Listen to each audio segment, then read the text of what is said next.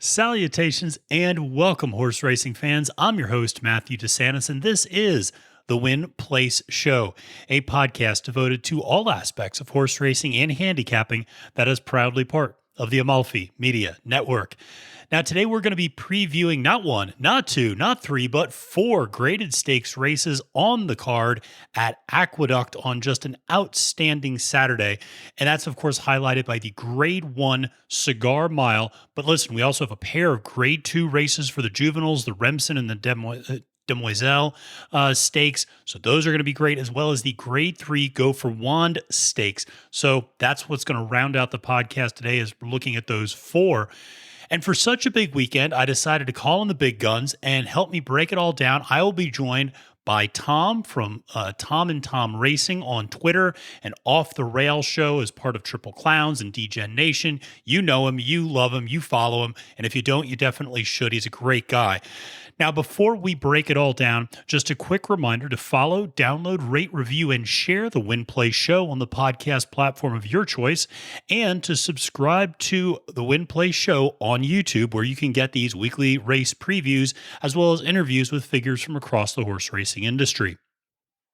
Now, aside from today's preview, remember to visit amalfimedia.com, which is linked right below the video if you're watching, or in the episode notes if you're listening, and you can get my Win Place Show picks for the entire Saturday card at Aqueduct.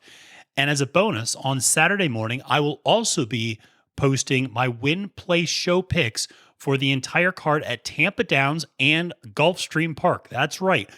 Listen, I lived in Florida for 7 years. I used to be a Florida man myself.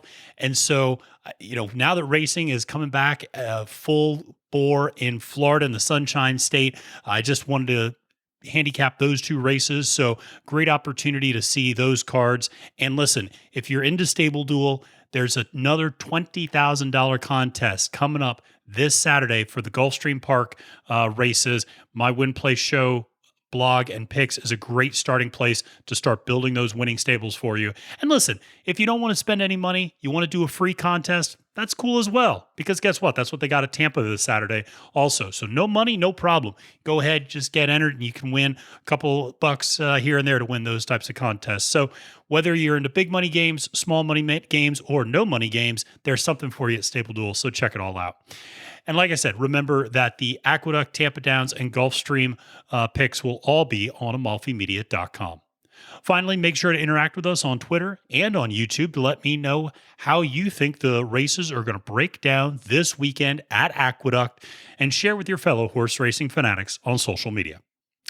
Okay, well, let's dive into the races at Aqueduct with my guest handicapper today, Tom from Tom and Tom Racing, and who also co-hosts the Off the Rails show, which I've been very honored to be a guest of as part of the Triple Clowns and Degen Nation. Tom is a great guy, and is someone who I first met through horse racing Twitter, but we're both Mid-Atlantic guys. And so we had a chance to meet up at Laurel Park for Maryland Millions Day about a month and a half ago. Really hit it off. Just a genuinely good person, nice guy, great priorities, loves the sport for the right reasons, and is just a real joy to hang out with, talk shop with, and just talk to life about as well. And so he's a big supporter of the Win Play Show. I'm greatly appreciative of that. And I think the content he puts out is wonderful as well, because it really is proof that you can have tons of different shows that focus on horse racing that don't overlap with each other. Because a lot of what Tom does, and Randy and Sarah and the other folks at Off the Rails, they're great at covering these kind of smaller mid-sized tracks during the week, doing pick 4, pick 5 sort of videos to help you out with some of your betting. It's great stuff. So if you're looking particularly for like in-week races, they're a great source of information. Love their stuff, and definitely go check it out. All of those links are provided in the YouTube video below, or in the links in the episode notes. Now, aside from all of that really great stuff, Tom is also somebody who closely follows the New York racing circuit and handicaps Aqueduct regularly. So I'm going to be thrilled to get his insights. So without further ado, let's welcome Tom onto the show. All right. Well, thank you so much, Tom, for joining me to handicap this Aqueduct Aqueduct card. And this is, of course, Tom from Tom and Tom Racing. You can find all of his really great stuff on social media, Tom and Tom Racing on Twitter. You can find a lot of this information linked in the episode notes or below the video on YouTube. And so, Tom, let the folks know where they can find you and all the different things you're up to these days. Absolutely. First, again, thank you for having me on. I was happy to meet you at Maryland Million Day, and hopefully we'll get to do that again. And it's rare in this social media world that you actually meet somebody on Twitter. That's nice. Usually people are crazy, but it was awesome hanging out with you at Maryland Million Day, a day in October that was beautiful. A side note, but I appreciate you having me on. I am Tom from Tom and Tom Racing. I am with the Triple Clowns every Tuesday, and you were actually a guest on my show not that long ago. We do a show called Off the Rail on Tuesdays. We do a lot of stuff on that channel, on the Degen Nation channel. Randy and I just did we called it Triple Clowns Time Machine, which was our first episode where we went back to 1989, probably before you were born. No, I'm a little older than that. And talk about the Easy Hour Sunday Silence, and we've had a lot of positive feedback. So we're going to have another one in the shoe, so to speak, and doing all we've done we did something called Degen Squares, where it's a take on the old game show, the Hollywood Squares. And so we're trying to be diverse, where we're doing, of course, pick shows, but a couple other things to keep it loose. We're redoing the shows from last holiday season called the 12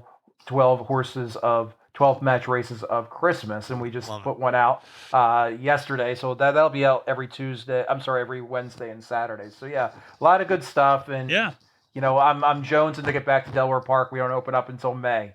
Wow! So jonesing for live racing. But again, thank you for having me on. This is a heck of a card. Like you and I were going back and forth. It's like a mini Breeders' Cup almost, with all these great horses and the pedigrees on all these. It's really, I had fun breaking this down, and let's hope we can make some money and put some bread in people's pockets. Absolutely. That is what it's about this time of year. So, speaking of, breaking it all down, I'm curious, and this is something I like to ask people when they come on the show, and this, having, you and I chatting at Maryland Millions Day, and just, we talked about this before, but I'm always interested in learning other people's philosophies and how other people approach handicapping a race. And so I was just curious, kind of what are some maybe tried and true methods that you've used for handicapping, or advice that you would give, particularly to people who maybe are just starting out in horse racing and starting out with the handicapping process. Maybe they just got sucked in with the Breeders' Cup and they want to learn a little bit more now. What are some kind of general pieces of advice that you would give? That's a great question. And we saw that a lot with COVID, where people didn't know what to do, and horses are every day. I want to bet on them. How do I do that?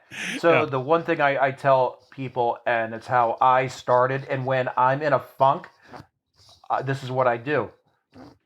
Know one track, know the jockeys, know the trainers, is it speed bias? Just know that track inside and out. And I did that. I did it with people. People will give me a hard time because I talk about Delaware Park so much, but I know the jockeys, I know the trainers, I know how the track is. And if a lot of people will see, I want to play this course, that course. No, if you're just getting in, concentrate on the track closest that you live closest to. It doesn't have to be Santa Anita or Saratoga. It can be Oaklawn. It can be Tampa Bay, Delta, wherever. Yep. But be familiar with things. You can't just start throwing money all around. And the other thing that I tell people, and sometimes I have to take a lesson for myself, is don't bet every race. Yep. We're only having 9 races. You're telling me only to bet one track. I'm going to bet every race.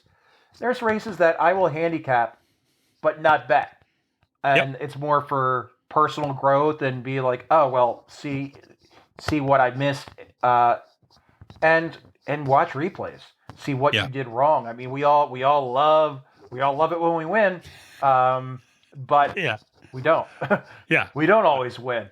And I can think of, I call it a puzzle. Or how is this puzzle going to break out?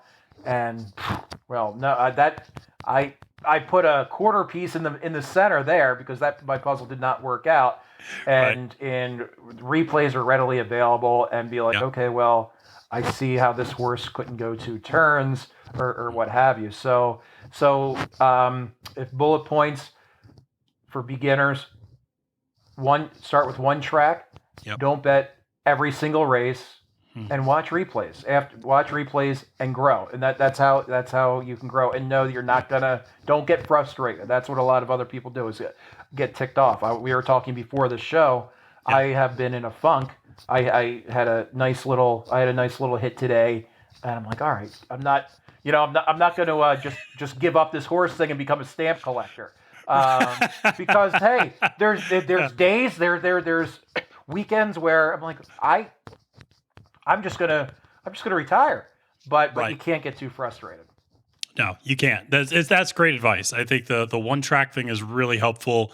The more you get to know those jockey, I think that really helps.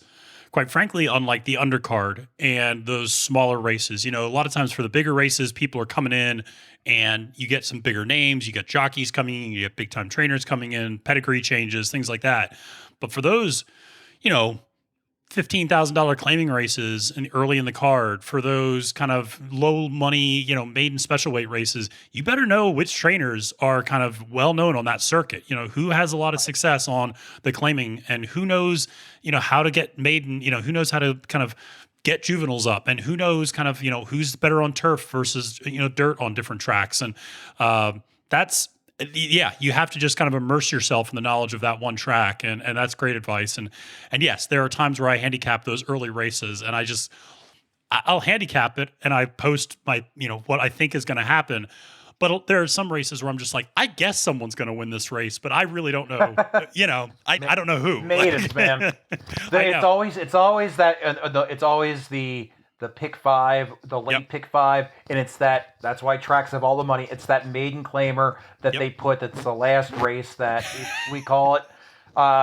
Randy and I and Sarah will call it, and AJ will call it a dartboard race. Yep. Because you can only go so much. I'm a pedigree guy, as you'll see Yep. as we're breaking it down. But Yep. there's only so much you can do with pedigree, with first timers, or we're looking at workouts with pedigree. But that's when the jockeys, the track biases, things of that nature do come into effect. Absolutely. Absolutely. So, well, you mentioned that you had a little bit of a hit today, and I happen to know that was at Aqueduct. And so we are handicapping Aqueduct today. Yeah. So just, because Aqueduct's one of those tracks that I usually focus on for the big days, but I don't handicap all the time. I was just curious, what are some maybe tidbits, helpful piece of advice for people who what should they know in terms of what are some of the trainers or owners or jockeys that people should keep an eye on at Aqueduct? Because a lot of the big name jockeys are kind of, there's some in these races that we're going to preview, but a lot of the big time jocks are also kind of spread out across the country right now. So it's not quite as concentrated as it is over the summer at Saratoga, for instance, in that New York jockey colony. So I was just curious kind of what are some of those people that we should keep an eye out for? Well, yeah, and I am not like you, Matthew. I'm not the biggest Naira better. I'm not betting Aqueduct every day. I did it today as almost to get myself, literally my mind prepared for what we're doing on what we're going to be talking about. Yeah. But one thing that I can attest to, and it's a big thing where at any track, but especially here, are the jockey trainer combos. Yeah. Whereas whether it could be Chad and Irad, or Todd and Irad in some cases. And he has a few horses in this sequence. One of my favorite trainers of all time is Shug, and he is believe it or not, he was young once. He's been doing this for a while, but on days like this, I know Johnny V. He's going to be going out west for the winter, but he has a horse here. He has a horse in the sequence that I really like. And sometimes it's not always on these days, like you had mentioned. It's not always betting the hired gunslinger, so to speak. It is Right. it's getting with those jockeys, and I mean, Luis Saez he won. He had a natural hat trick today, Yeah. and he had a hell of a summer. And then like early fall, he kind of dropped down, but I think he's coming back. I'm a big with tracks that I don't bet a lot. I look and see, and I'm a big trend guy. Mm-hmm. Whether it's trending speed, trending jockeys, trending trainers, and see what's going on with that for something that I'm not familiar with. Like if I'm going to be on if I'm going to be on a show on the Triple Clowns, we're going to be breaking down, we'll say Santa Anita, which I don't play every weekend. I do the same thing. I look at in horses that I've seen. Like there's a couple horses that I've lucky in the Mid Atlantic. I've seen a couple of these horses live up in person. I'm like, damn, that was an impressive horse. And then you just look at you look at who they like anywhere else. You look who they ran against in competition.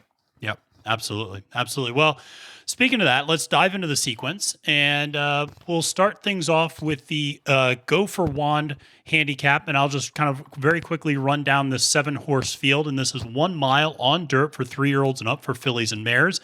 And so in post position 1, you have Miss Marissa, trained by James Ryerson and jockeyed by Jose Lezcano. And then Lady Rocket, the morning line favorite, trained by Brad Cox and jockeyed by Irad Ortiz Jr. Then Bella Vita, West Coast horse coming east, trained by Simon Callahan and jockeyed by Joel Rosario. So Darn Hot, which it is not right now this time of year, trained by George Weaver and jockeyed by Manny Franco. On Her Way, trained by Charlton Baker and jockeyed by Eric Consell. Truth Hurts, trained by Chad Summer and jockeyed by, you want to talk about trends, one of the hottest jocks right now in the country, Tyler Gaffalione. And then finally, the 7th horse is Sharp Star, trained by Horatio De Paz and jockeyed by Jose Ortiz. So Go for Wand, this is a horse you have a little bit of kind of connection to in some ways. Yeah.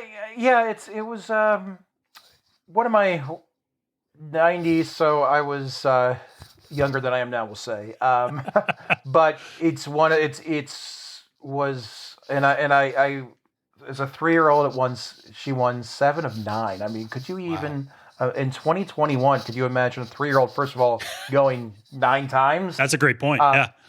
But let alone 7, and she was she was a really magical horse. I remember watching her on the with my dad, just on like an off track betting and stuff, and it was she was a magical horse. She was actually she passed away, as you know, on while she was racing, unfortunately, and she's buried at Saratoga, not that far. I think she broke down by that flagpole where Ruffian broke down, and she is buried. She's actually out of, and this, I'm going to connect this somehow, connect the dots.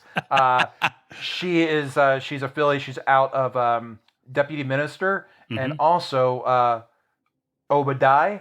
I believe I'm pronouncing that correctly. And there's a horse there's a stake Grade III at Delaware with the same name, and there's a horse that's running in the Go for One that won that race by disqualification that I have on my ticket.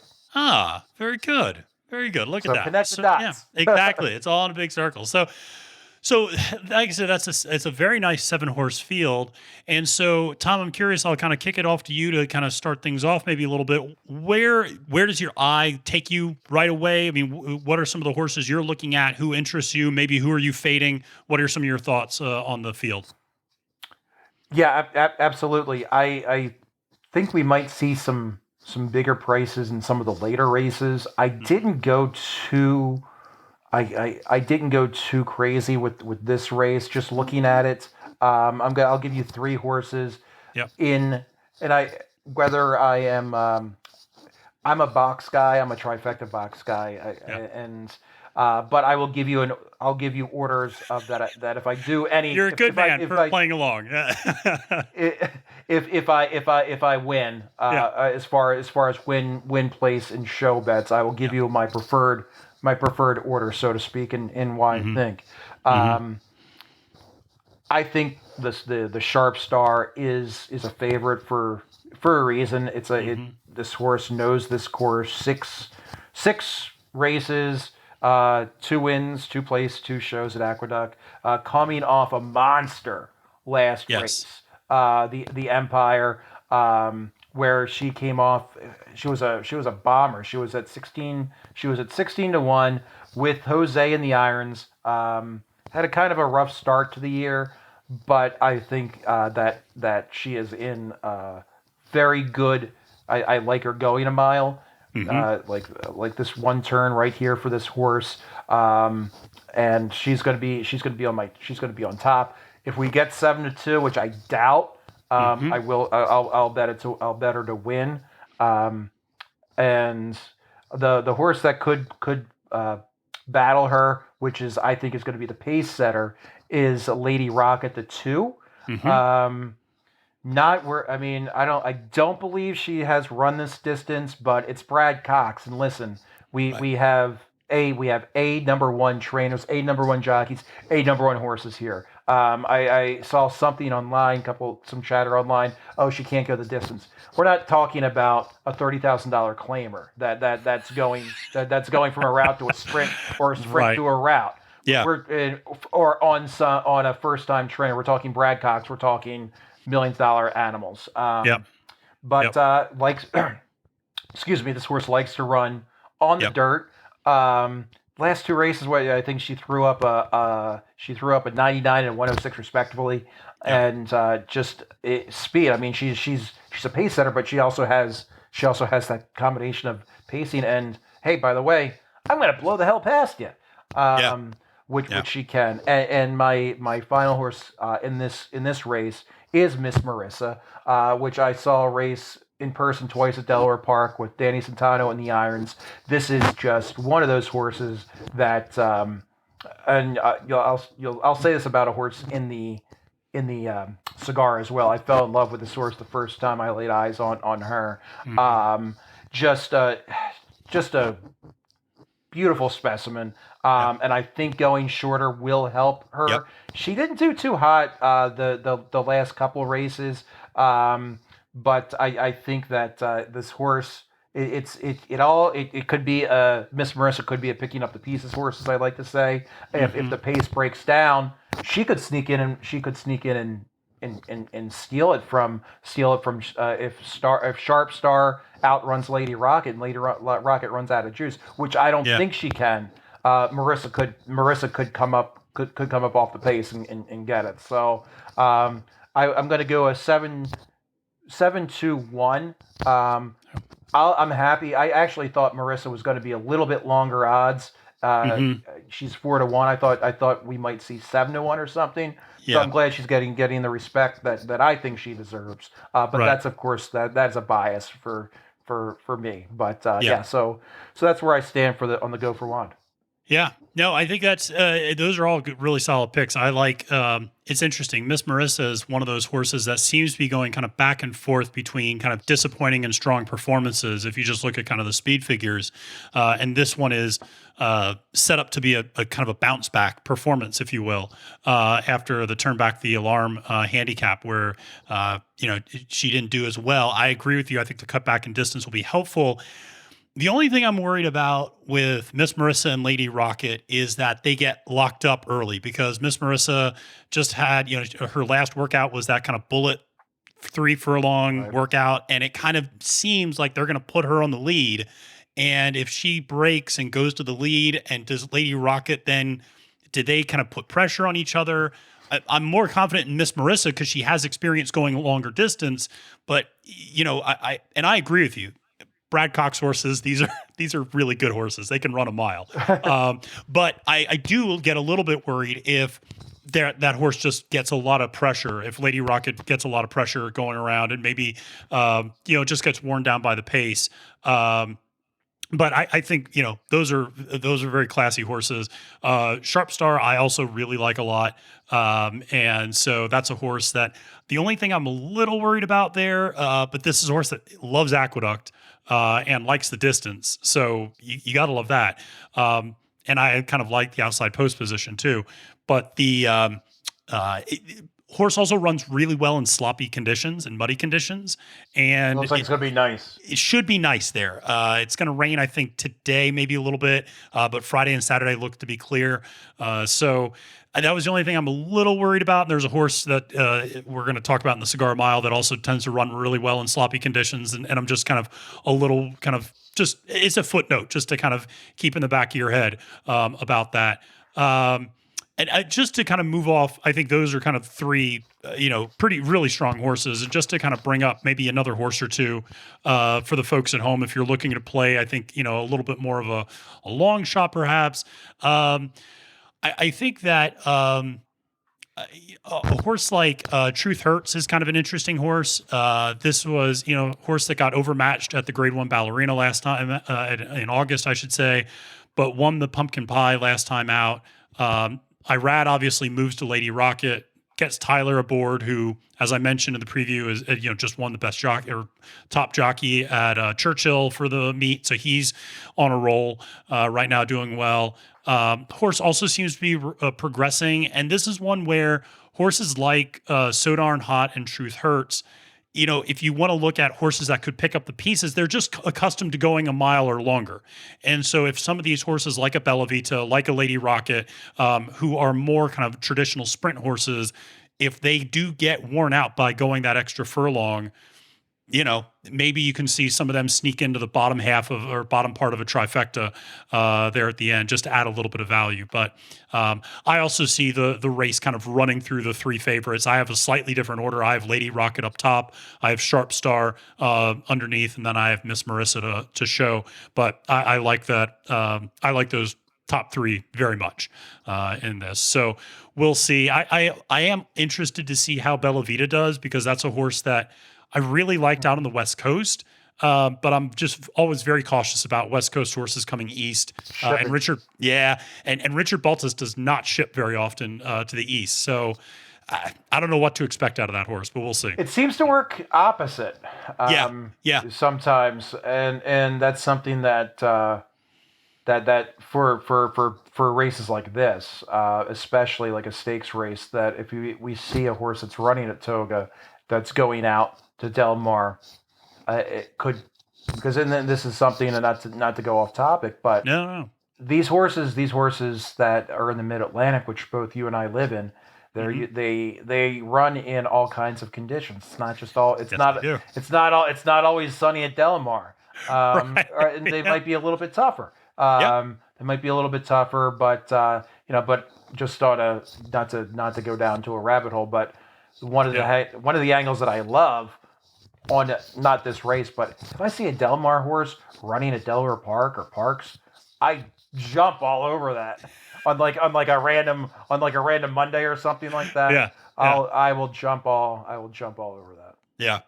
No, absolutely. But stakes races are different. Yeah, absolutely. No, stakes races are different. And also that's a horse that's also stepping up in distance. And so it's just, there's a lot of factors there. I mean, I know you and I have talked about this before.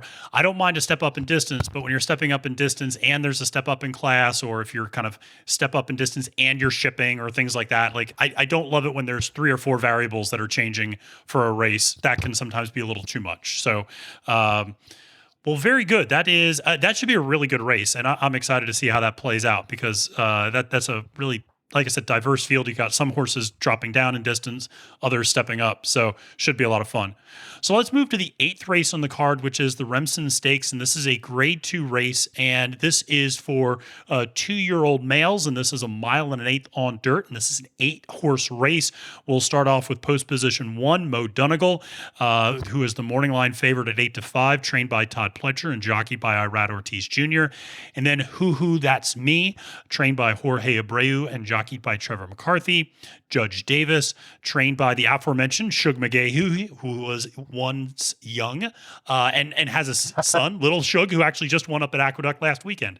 And jockeyed by Jose Ortiz. Then From Another Mother, Raymond Handel is the trainer and Manny Franco is the jockey. Midnight Chrome, trained by Tyler Service and jockeyed by Luis Saez. Eloquist, trained by Robert Reed and jockeyed by Dylan Davis. Zandon, trained by Chad Brown and jockeyed by Joel Rosario. And then finally, Mr. Jefferson, trained by Michael Trombetta and jockeyed by Kendrick Carmouche. So now we're dipping down to the juveniles, but we're stepping up in distance to 1.125 miles. Juvenile races, I always enjoy handicapping because it's a bit of chaos and you never know where things are going to go. And you have to go look at pedigree a lot and things like that. So, when you did the deep dive into pedigree, looked at some of the racing forms, what are your thoughts on this race? How do you see this one playing out? If this one horse beats me, and I am not a trifecta guy who puts 4 horses on their ticket. I know a lot of people do. Oh yeah, that's your thing. That's great. That's not my deal. I may do it here, but I'm going to tell you about a horse that I like, that I've seen, it's that excuse me, the Midnight Chrome with Luis Saez. Okay. We were talking, I think, before earlier, that Louis is smoking hot. Yep. This horse is trained by JT Service, son of John Service, Smarty Jones, trainer, and I see JT a lot at Park. So I saw this horse run at Delaware. It's an impressive horse, and 30-1 with Luis Saez. I may just play it as a separate ticket across the board. Mm-hmm. I like how this horse runs, and again, we talked about trainers and jockeys at Aqueduct. Mm-hmm. Luis Saez at 30-1. Yeah, I'll play $5 across the board if I can get if I can get that. For my sequence here, or I should say for this race. This is another great race, and I mean, we get Derby points, so we could see one or two of these horses the first Saturday in May. I know that I went with, hopefully we might catch a price here.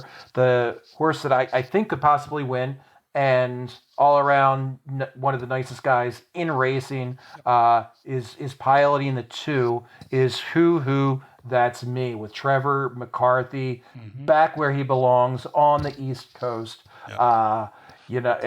And he's having a half decent meet thus far, coming back off a pretty nasty injury. Yep. Soon to be proud papa. Yep. He is piloting Who That's Me, which oddly enough his brother-in-law was in the irons last time out. Yeah. And hey, he finished strong. The last time out, this horse finished second, but he finished strong. It was a shorter race. We're going a tad longer, and that's one of the things that hey, if it's why those notes, and why you look at whether you get your pick, whether you look at Brisnet, time form, what have you, those the 1 sentence, 2 sentence notes on how the horse finished or wound up is so important, because just looking at something like that and then diving a little bit into it. All right, we're going a little bit longer than this horse went last time out, and if he's finishing strong, and then you look at his workouts, I'm trying to put, again, like I said earlier, it's a puzzle. Trying to put the puzzle pieces together. Mm-hmm. I like how this horse is going. He had a really nice workout last week. And he has this at this distance. It's got a good late kick, and it's not might be coming off the pace. So I'm gonna have that horse to win. And my second choice, I think that the favorite is it Donegal, like Ireland. Donegal. So this is funny. If people have ever driven through Pennsylvania, you know that on the Pennsylvania Turnpike, there's an exit for Donegal. It's pronounced Donegal over here. Well, the first time I saw it, I was like 10 years old, and I pronounced it Dungal. And my dad thought that was the funniest thing in the world. And I was just like, I just saw 2 words. I saw Dun and I saw Gal, and I said Dungal.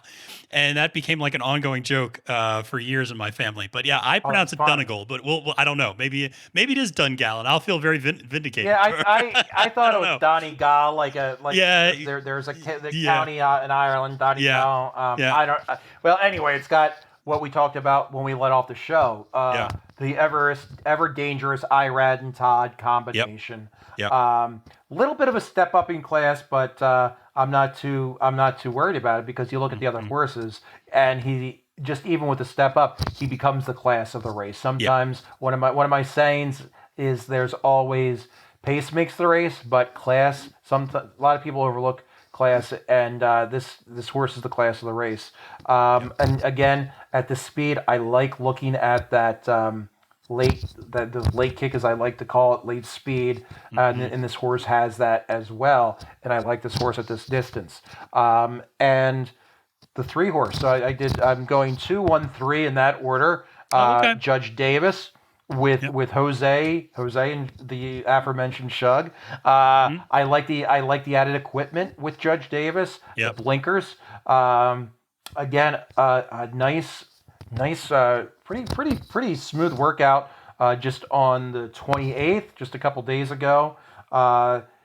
Pick up the in my notes here. It could be a pick up the pieces horse. I mean, I'm looking at the pedigree. It's out of sight. And it's another horse that I like could again come off the pace and be in the mix. So I went 2, 1, 3, and I do like the 5 as just maybe a single just for shits and giggles, as they say. Or a 4-horse trifecta. We'll see how the day's going. Yeah. Yeah. No, listen, it's funny with Midnight Chrome. That's a horse that is working out beautifully on the dirt at Parks. The switch from turf to dirt, you would think is going to play nicely. I mean, that's kind of interesting. California Chrome, of course, so many people know from the run for the Triple Crown, but has really produced some really nice turf progeny. And so it's interesting to see this kind of going the other way, maybe moving this horse to dirt and taking better to it. But if you just look at the workouts, I mean, those are some impressive 5 furlong workouts for a 2-year-old. So the layoff doesn't worry me too much because he has been working out regularly. Exactly. Yeah. No, the works have been, on a kind of an every other week or weekly basis. So, I like that. And the layoff hasn't been that long. I mean, it's just been since mid-October. So, about 6 weeks. So we differ a little bit here. I don't dislike any of your picks. I agree with you. I think Mo Donegal is kind of the class of this race. I think, the Irad and Todd Pletcher combination is a hard one to beat. I mean, it's a very small sample size, but they are winning 44% of their times when they join up this meet at Aqueduct. So that's not bad. And winning 44% of anything is good. So you have to like that. The horse that I'll talk a little bit about is From Another Mother, and leave it up to me to like a horse that has yet to win a race. But this is a horse that has finished just behind Mo Donegal and finished just behind Judge Davis, as you talked about. And it'll be interesting to see what happens, because you mentioned Judge Davis getting the blinkers on, and whether or not that means that Judge Davis kind of goes to the lead, because otherwise From Another Mother would appear to be able to get on the lead uncontested in this race. I mean, this seems to be the horse that will be the early speed. And while he's not been able to necessarily close the deal to this point, he's, hits the board, and he's shown that he can run with these other horses. And so you've seen some improving speed figures. He stepped up to 1 mile and a 16th the last 2 times out. So the 1 mile and an 1/8 shouldn't be too overwhelming. You're getting, I think, 6-1 odds there. So I kind of like that horse to hit the board. I think that's the type of horse it'll be, a horse that's just going to hit the board a lot. I think it might be a few more races till this horse wins. They'll probably have to drop it back down in class after this race, but just a horse to consider there. And then kind of like your Midnight Chrome, like a horse just to play, is I'll just throw out Mr. Jefferson, who's going off at 20-1 as well, as kind of a long shot that I just think is intriguing, because this is a horse that has altered between turf and dirt in its 4 career races, and it's won whenever it's on dirt. When it's on turf, it runs terribly. And so it's just like this horse now finally has a second consecutive race on the same surface, which it's not had to this point. And so I just think, and it's stepped up in distance. If you look career, it's gone 5 furlongs, 6 furlongs, a mile and a 16th. So it's been progressing nicely. The workouts are fine. And like I said, every time this horse has run on dirt, you've seen good things happen.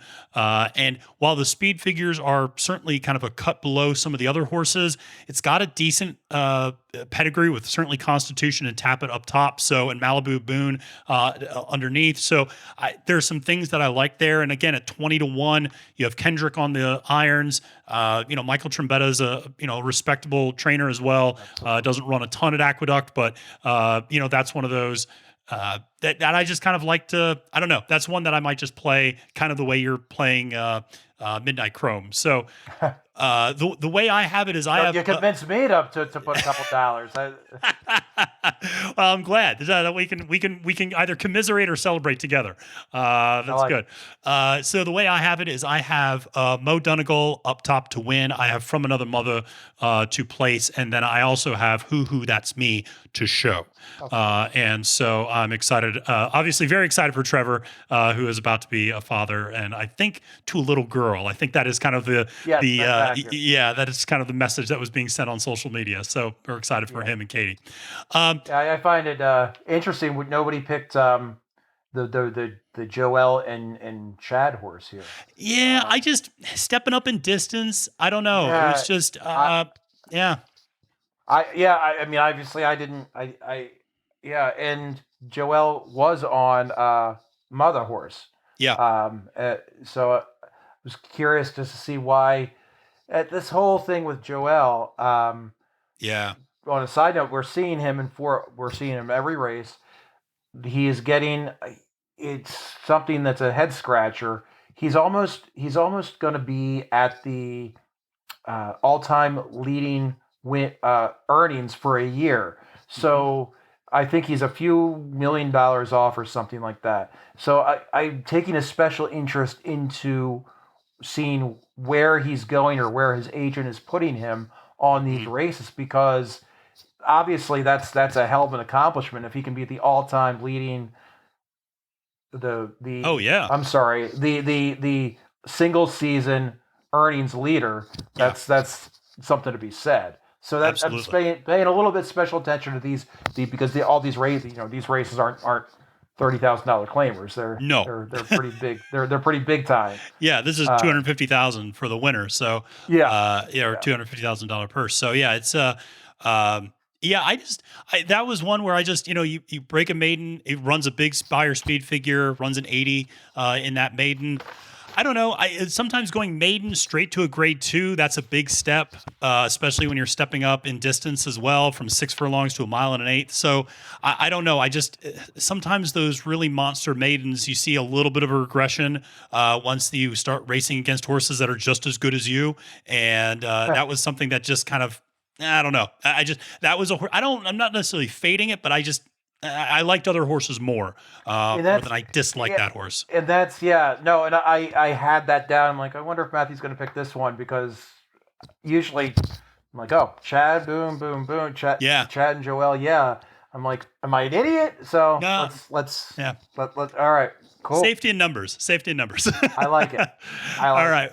Well, let's go to the 9th race, the Demoiselle Stakes, which is the exact same race, but for the ladies. Mile and an eighth on dirt for 2-year-old fillies. And this is also an 8-horse race. Starting at post position 1, you have the horse Misinterpret, trained by Todd Bletcher and jockeyed by Louis Saez. Then Golden Essence, trained by Uriah St. Louis and jockeyed by Dexter Haddock. Then Venti Valentine, trained by Jorge Abreu and jockeyed by John Velasquez. Nostalgic, trained by Bill Mott, jockeyed by Jose Ortiz. Nest, the morning line favorite at 2-1, trained by Todd Pletcher and jockeyed by Irad Ortiz Jr. Tap the Faith, a Christophe Clement horse, jockeyed by the aforementioned Joel Rosario, going off at 3-1. Then Magic Circle, trained by Rudy Rodriguez, jockeyed by Manny Franco. And then finally, Full Count Felicia, trained by Chad Summers and jockeyed by Tyler Gaffalione. And so, Tom, you already kind of tipped your hand a little bit on this one earlier, and based upon what you said about Johnny V, I'm going to assume you like Venti Valentine a little bit in this race. I do. It's the only it's not necessarily a handicapping angle. It could be. It's the only New York bred in this race. Interesting. Yeah, that's a good point. And 2 for 2 thus far. Johnny V. Yes, you're start calling you Columbo. You're good at reading through the lines. I think this is also the pace setter in this race. and I think we could see her. We could see her on the first Friday in May. Um, Again, class of the race. I'm gonna jump to a horse that I'm gonna jump to two horses that I didn't play that I like. Yeah. Uh, but because this was my this and the cigar were actually I had an easier time capping the cigar I think than this race. This was the toughest race I thought in my I opinion. completely agree. I will just say right up top when I was writing my notes out, I said I thought this was the most stacked race on the card and the one that I had the most difficult time handicapping. So I'm glad to see that I'm not alone there because I think Good. you could talk yourself into 3, 4, 5 different ways in this one. And I did, Yeah. and I had everything done, and then I before that I'm like, let me take a look at this again. I'm like, shit, I really like this. I really like that. Yeah. And I just wanted to use this phrase. I'm being nostalgic for Bill Mott. But no, I love Bill Mott. Yeah.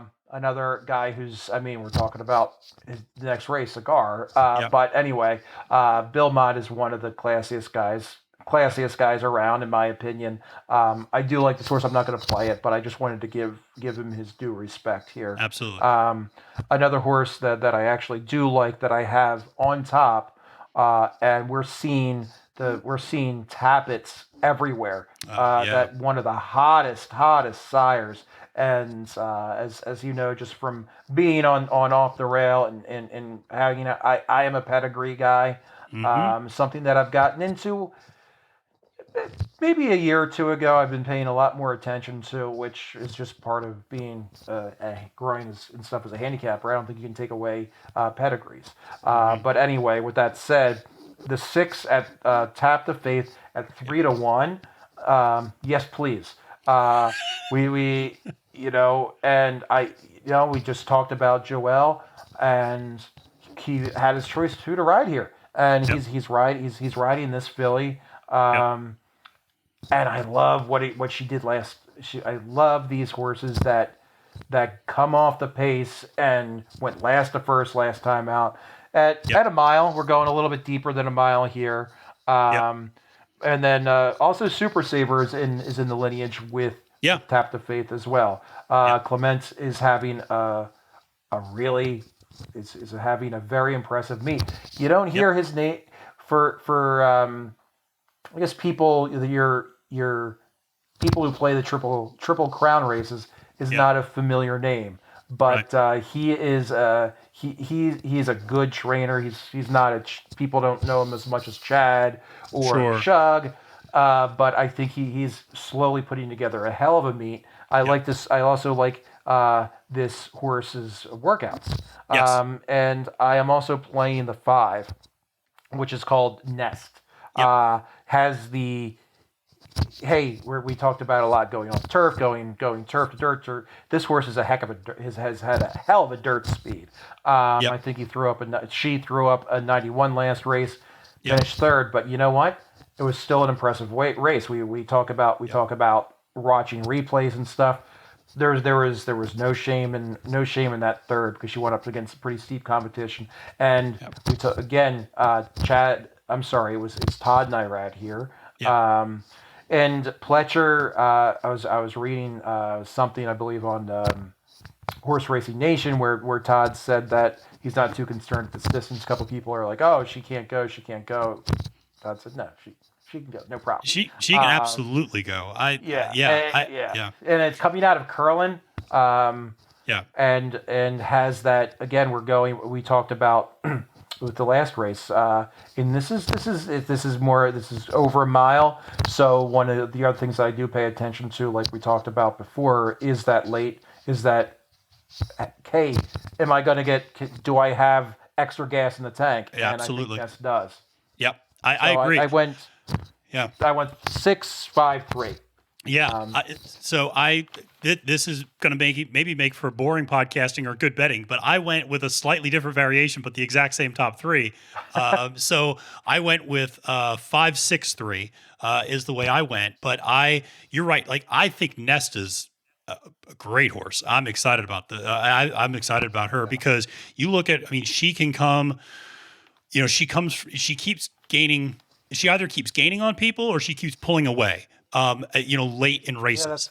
that's interesting. Yeah. And that's what you look for. And so that's why, going up to 1.125 miles should suit her perfectly. Whereas last time out, you look at a horse like Magic Circle, who ran second to her last time. If you look though, Magic Circle tends to lose a little bit of ground or just kind of stay right where that horse is and doesn't really kind of make up ground late. And so, going up to 1.125 miles, I was kind of out on Magic Circle.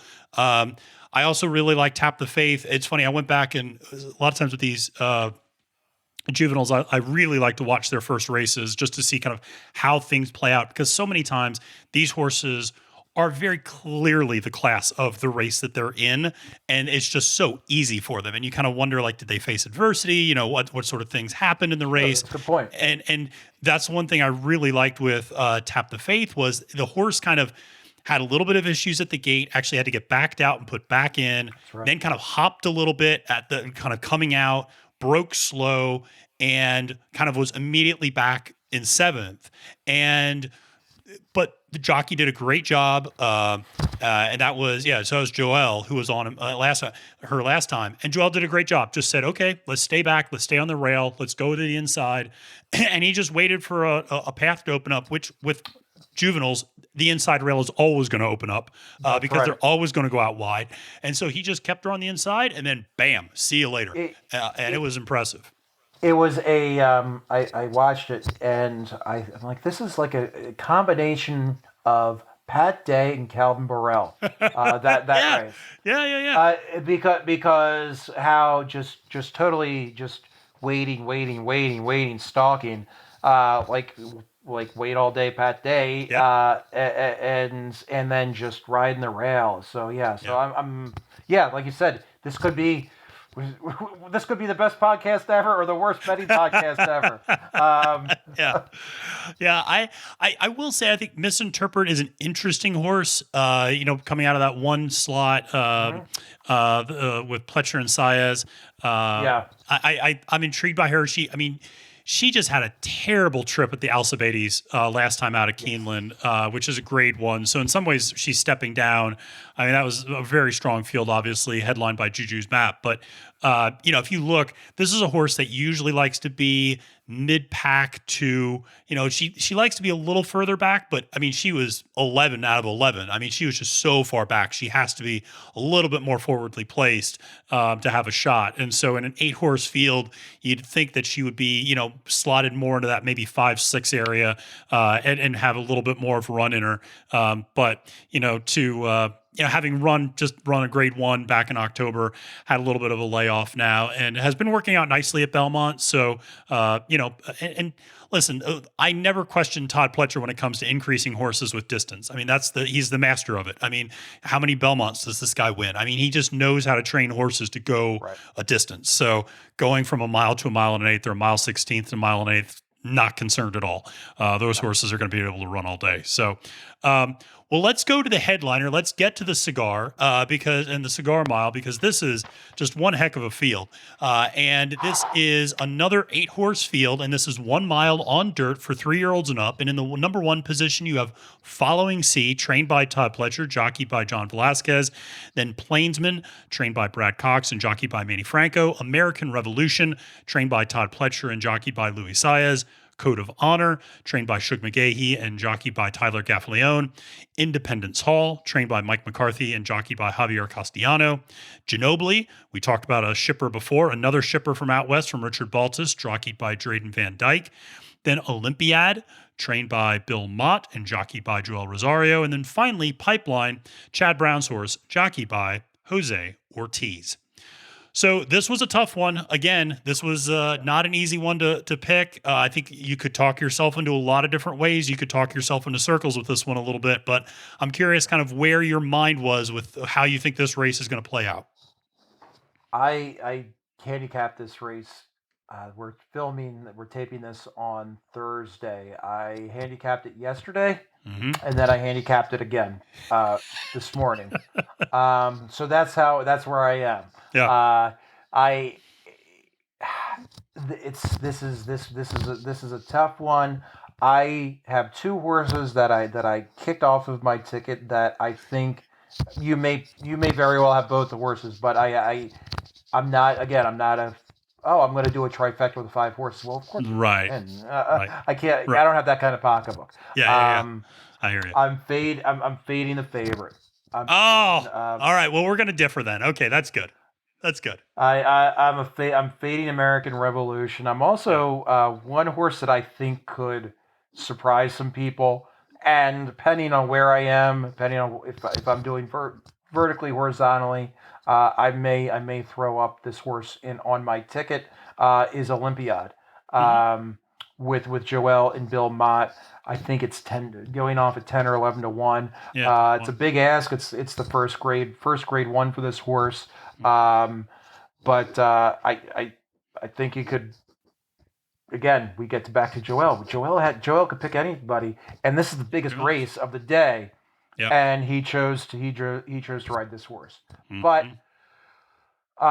now let's talk about the horses that I am going to play. All right. I'm leading off with the 1, following C at 5 to 1. Okay.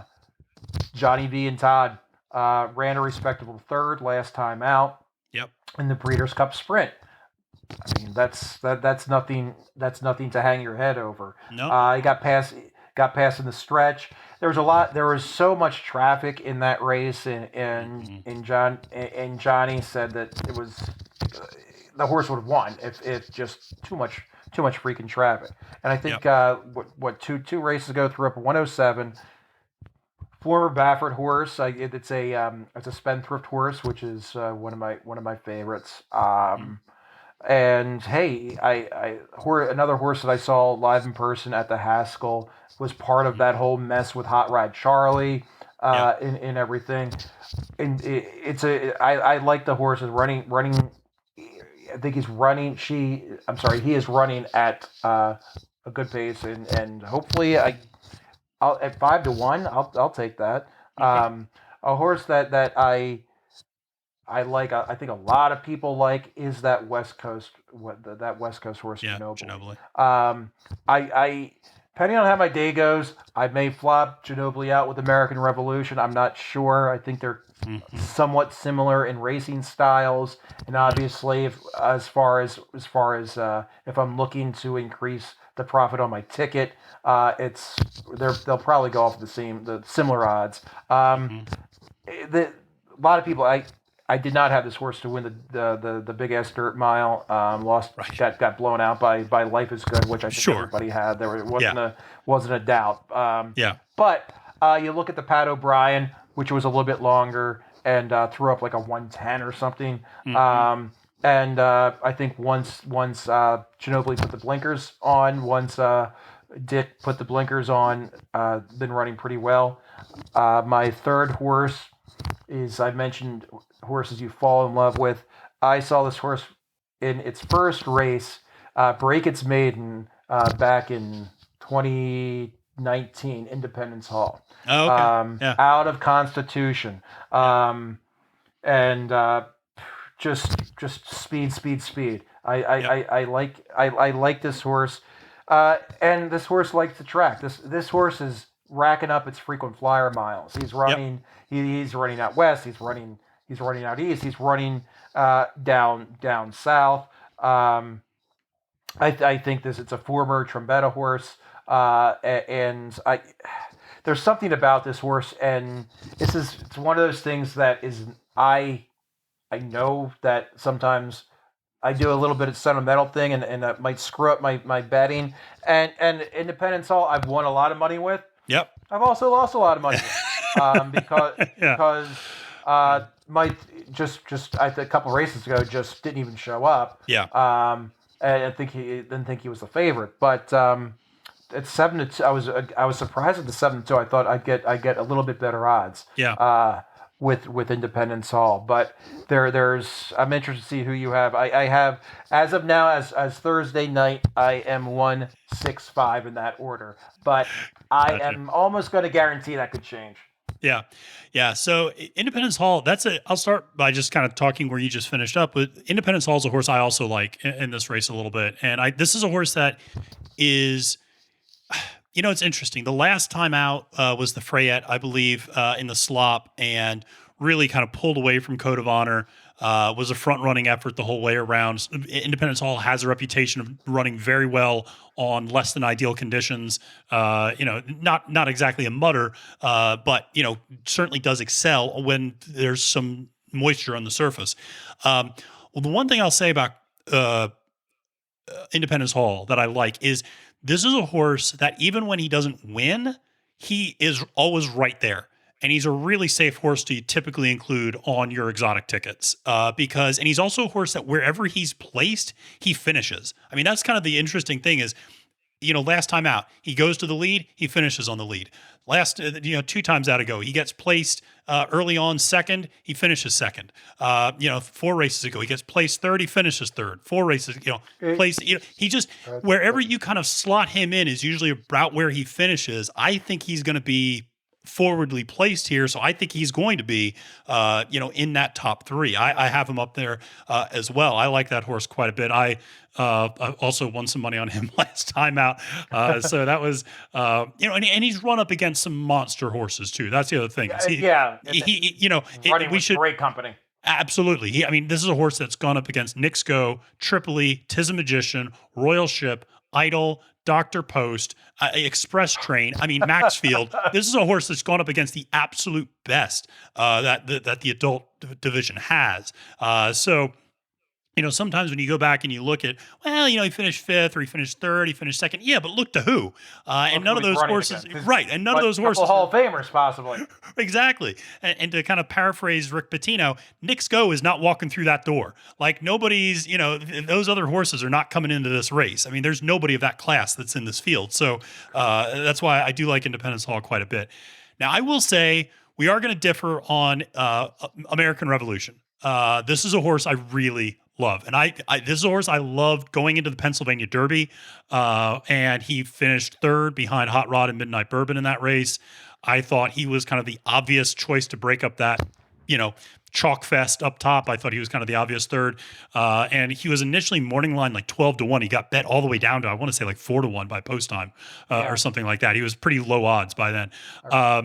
But this is a horse that just keeps getting faster. That performance at the Empire Classic last time out was particularly impressive. Now he's going to have to do it against. This is the big question mark: is can he do it against this level of competition? These battle tested adult horses. Does he have it?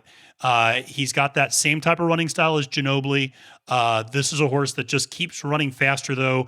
I just really like this horse a lot. I was actually a little surprised he was actually only 5-2. I think that'll probably plummet by the time the window's open. I'm sure he'll go off at like 7-5 or something like that. But I really like that horse. I'm a little interested to see, because it should be noted that Following C and American Revolution are both trained by Todd Pletcher. And to me, this feels like maybe Following C is in this race to help American Revolution. I'm just throwing it out there because it seems like maybe Following C can be the speed and American Revolution can run into that. And I think Following C is good enough to stay on the board and to get a piece. But I have a feeling that maybe these 2 horses were placed in this race by Todd very strategically for the one to help the other. And maybe he thinks that maybe both of them can get a piece. But I don't know. Again, Todd Pletcher is, this is not one of those West Coast races where 4 of the horses are Bob Baffert's, so it's nothing like that. but it is one of those where, it's just, sure. It was interesting to me. They complement each other very well because Following C will be kind of that horse that goes out in front, is a sprint horse, is going up in distance. We talked though, Todd Pletcher, if anybody's going to train a horse to increase distance, it's going to be him. And American Revolution likes to run into that speed. And so I think that should set up pretty well for him. And I would be remiss if I didn't mention that this will be Code of Honor's last race. Code of Honor, great horse. Tip of the cap. Absolutely. A tip of the cap to Code of Honor, who, really ran a very, got blown out kind of by Independence Hall the last time out at the Fayette, but honestly ran a really strong second place. I mean, beat some very, very good horses in that race as well. Somebody like King Fury, who came in third. Code of Honor, former Travers winner back in 2019, as a horse that has, if you look at the racing form, is just littered with Grade I, Grade II, Grade III races. I mean, this horse has done nothing but go up against the best. Yeah. Wow. And so just Kelso Clark. Yeah, exactly. And just incredibly impressive. Finished second at the Clark last year. A horse that is going to close out a great career. So tip of the cap to Code of Honor. But in this one, I have American. I'm going to go a little chalk. I'm going to go American Revolution up top, Independence Hall to place, and following C to show. So that's how I see it. Okay. And I'm kind of out on Ginobili. A little too cold, a little going from the West Coast to the East Coast, a little too cold. That horse made such an improvement from 3 races ago to now. Like, that horse was running at optional, claiming $40,000 races, like 4 races ago, and is now running like Grade I out of its mind. So I don't know if the magic's going to wear off at some point. I don't know. And so we'll see, but I'm a little hesitant of the West Coast shippers, but that could come back to bite me. I can't argue with your picks or your criticism of Ginobili. But at the same time, I can see. I mean, I've picked Ginobili to win when I handicap out of the West Coast all the time. I love the horse, right. So that's like the kind of the tough part. And if Code of Honor, wins, I'm not going to be ripping up my ticket or anything. I'm going to say, you know what, we talked about him a couple of times. Shug's one of Shug's babies. It's great. Absolutely. So, well, Tom, thank you so much again for taking the time to join me today. This was so much fun, and I hope to have you back in the future so we can continue to chat horses, collaborate, and get your views. And maybe I'd like to have you back to handicap some mid-sized tracks, because I know that's kind of your specialty. So I'd love to do that sometime for some of those big days. So before we sign off, just let the people know where they can find you on social media and all the stuff you're doing again. Well, again, thank you for having me on. We hopefully people learn, and maybe we can put a couple bucks in people's pockets. Yeah. Thanks for having me on, Matthew. Yeah. And I'm Tom from Tom and Tom Racing. Twitter, Instagram, every Tuesday at 7 Eastern. I do a show called Off the Rail. Matthew was kind enough to be a guest a few weeks ago. I do a sequence, pick 4, pick 5, for some of the smaller tracks such as Parks, Delta, in season Delaware.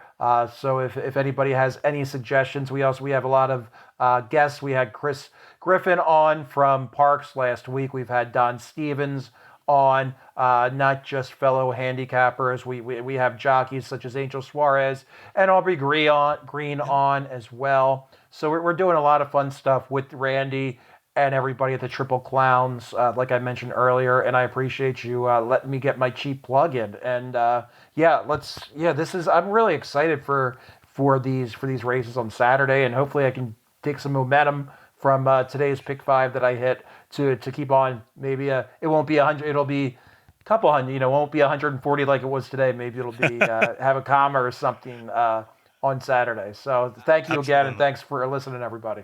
Yeah, absolutely. Thank you so much, Tom. Well, that's it for today. I hope you enjoyed this preview of the stakes races at Aqueduct on Saturday, and a big thank you again to Tom for joining me, and make sure to follow him on Twitter at the handle @TomandTomRacing. Pretty easy to remember. And he's a great follow, and like I said, an even better guy. Now remember, we have lots of great content for you this weekend, since we have our win place show picks for the entire Saturday card at Aqueduct, but on Saturday morning, you'll get the win place show picks for the entire card at Tampa Downs, at Gulfstream Park. That's right. Great starting points if you want to get locked into those stable duel contests taking place this weekend at those tracks. If you want to play for free, play Tampa Downs on Saturday. You want to play for big money, play the $20,000 contest with a $150 buy-in at Gulfstream Park on Saturday. And listen, they got plenty of things in between, $5 games, $10 games, things like that. The best place to get all of those picks, though, is to head over to amalfimedia.com, which is linked in the episode notes and underneath the video on YouTube. Finally, just a reminder to follow, download, rate, review, and share the Win Place Show on the podcast platform of your choice, and subscribe to the Win Place Show on YouTube, in addition to following me on Twitter at the handle @FailedToMenace. For all the great horse racing content you need to get you ready for the 2022 horse racing season.